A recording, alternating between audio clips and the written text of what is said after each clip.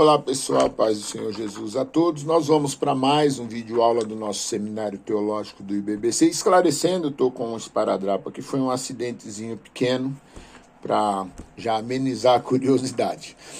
Nós paramos na página 115 no vídeo anterior, retomamos na página 117 a canonicidade da Bíblia. Definição: cânon é uma palavra latina que significa linha de medir, regra ou vara. O termo latino deriva-se do grego canon, cujo significado é regra ou vara. O termo hebraico, de onde se deriva o termo grego, é caná, que se refere a uma vara de medir de 6 côvados de comprimento. Quando se fala do cânon das Escrituras, refere-se à lista de livros aceitos pela Igreja em geral como livros que foram escritos sob a inspiração divina. Os quais, por isso mesmo, são usados como regra de fé e da experiência da prática da religião cristã. O cânon do Antigo Testamento. O desenvolvimento do cânon hebraico é um longo processo. No próprio Antigo Testamento, encontramos os primeiros passos para a formação do cânon. Em Êxodo 21:2, 22:16, temos uma coleção jurídica que recebeu o poder normativo. Deus ordena a Moisés que a apresente ao povo. Muitos testemunhos demonstram que no decurso da história de Israel, a lei mosaica foi considerada a regra divina da fé e da vida.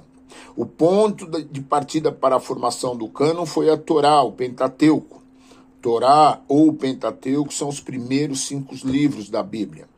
A Torá foi a primeira a receber autoridade canônica.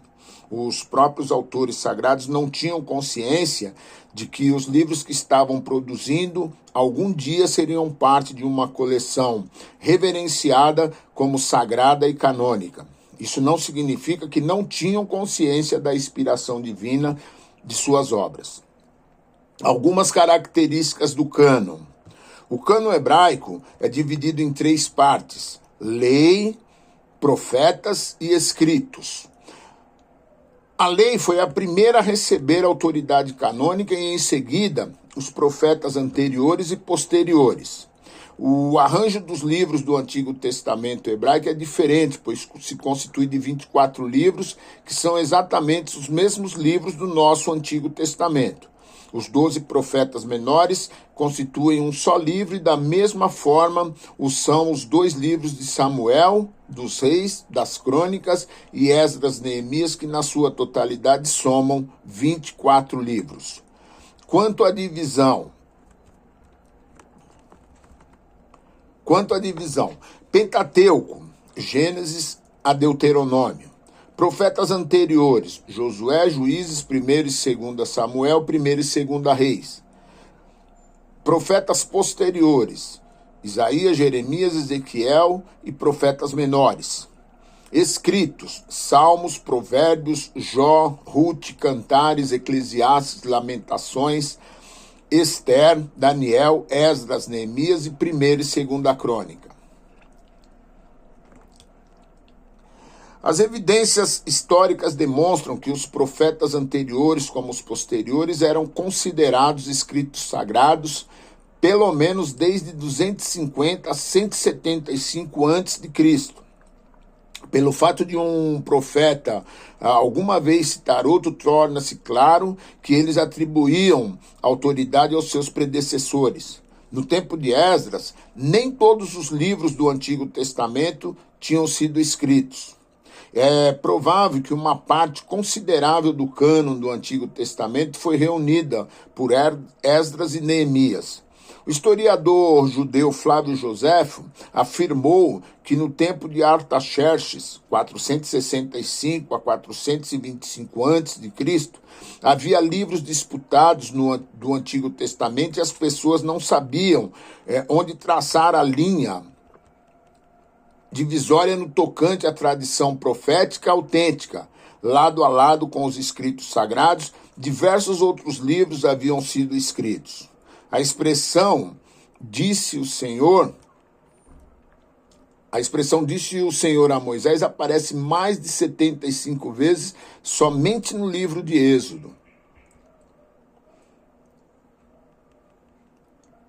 Características dos apócrifos. A maioria foi escrita nos anos 300 a 100 depois de Cristo. O idioma da composição do hebraico, aramaico e ocasionalmente grego. Representam ampliações de livros do Antigo Testamento, particularmente Esther e Daniel, a fim de torná-los mais interessantes e edificantes. De modo geral, refletem o ponto de vista religioso judaico dos tempos posteriores ao Antigo Testamento, com certos acréscimos.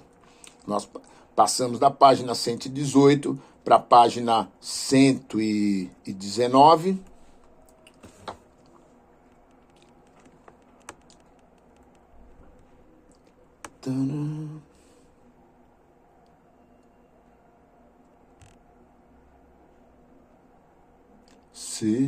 Só um segundinho. Com certos acréscimos. A maior parte desses livros foram escritos.